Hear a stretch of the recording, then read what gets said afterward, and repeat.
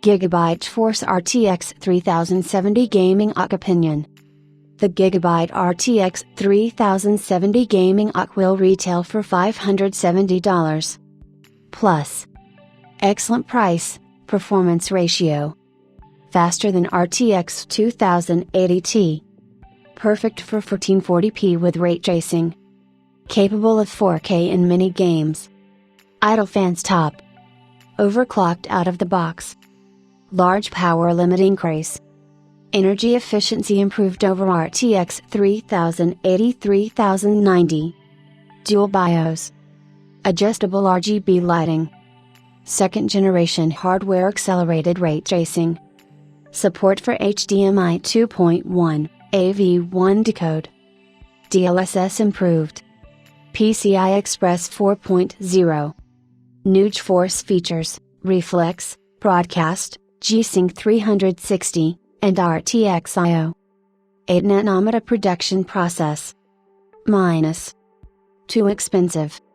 No additional, manual, power limit increase possible. Could be quieter. Runs into power limit all the time.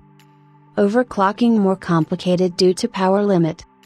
Today, we have 5 RTX 3070 custom design reviews for you. Asus RTX 3070 GeForce Gaming UC, EVGA RTX 3070 FTW3 Ultra, Gigabyte RTX 3070 Gaming UC, MSI RTX 3070 Gaming X Trio, Zotac RTX 3070 Twin Edge UC, and of course the RTX 3070 Founders Edition review from 2 days ago, which has additional technical details on Nvidia's latest card.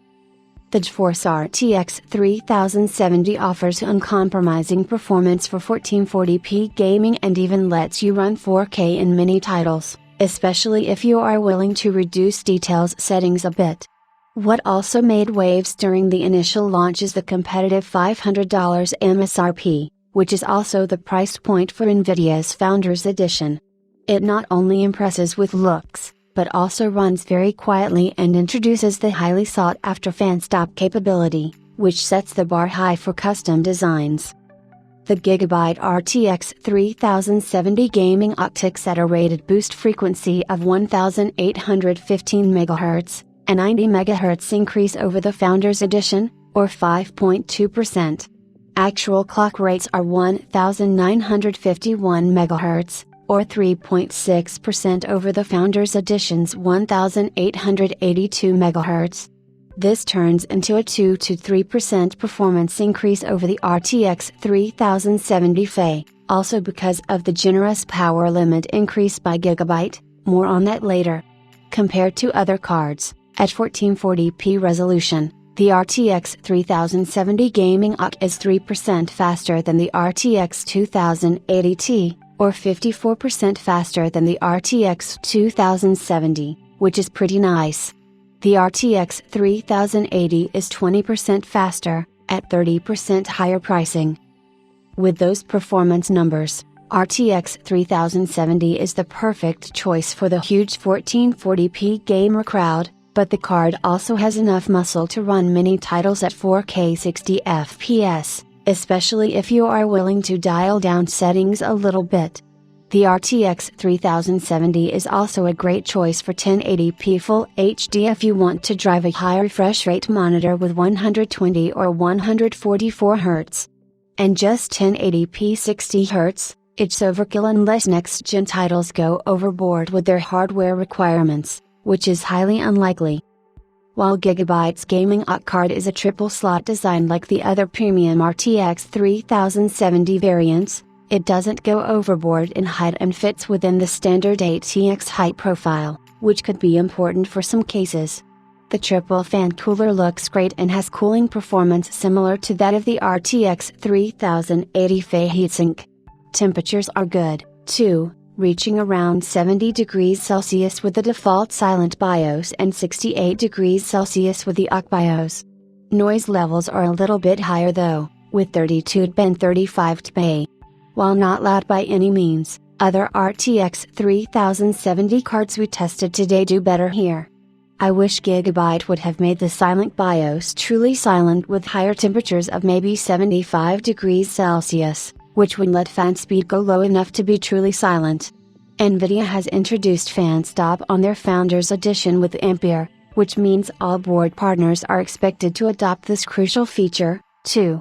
Outside of gaming, the fans on the Gigabyte card will shut off completely for the perfect noise-free experience.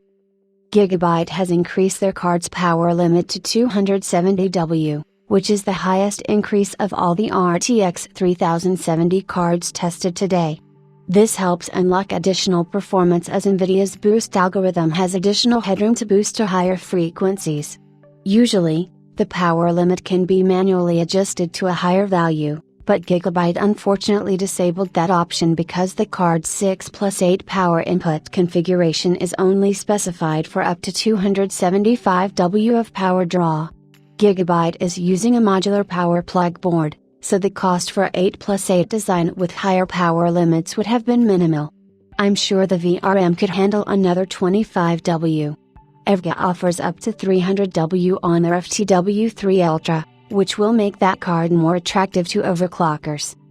GPU overclocking worked a little bit better than on other RTX 3070s because of the increased power limit headroom, but the differences between all our cards are relatively small anyway. Memory occ is highly impressive, reaching over 2100 MHz, up over 20% from the default of 1750 MHz. Just like on all other recent Nvidia cards, the power limiter will complicate overclocking because you can no longer dial in a specific maximum frequency and have to do additional testing to really ensure proper stability. Memory occ is a bit simpler, as memory stability issues show immediately and not only as lowered performance, like on GDDR6X. Gigabyte hasn't provided us with pricing yet. On Noog, as of today, the price is listed as $570, which is simply too high. Below that price are several other RTX 3070 custom designs the gaming occ trades blows with. I would say a reasonable price for this card is around $525 or $530. The Nvidia Founders Edition is a really good card, with a great cooler, and it's just $500. On the other hand, supply of the FE might be limited, and it could sell out very quickly, forcing gamers to look at more expensive SKUs. It happened with the 3080 and 3090 just weeks ago. AMD has just announced the Radeon RX 6800 at a $580 price point and promised performance that looks very impressive, similar to what the RTX 3070 offers, so I'm expecting considerable changes on pricing in this segment very soon.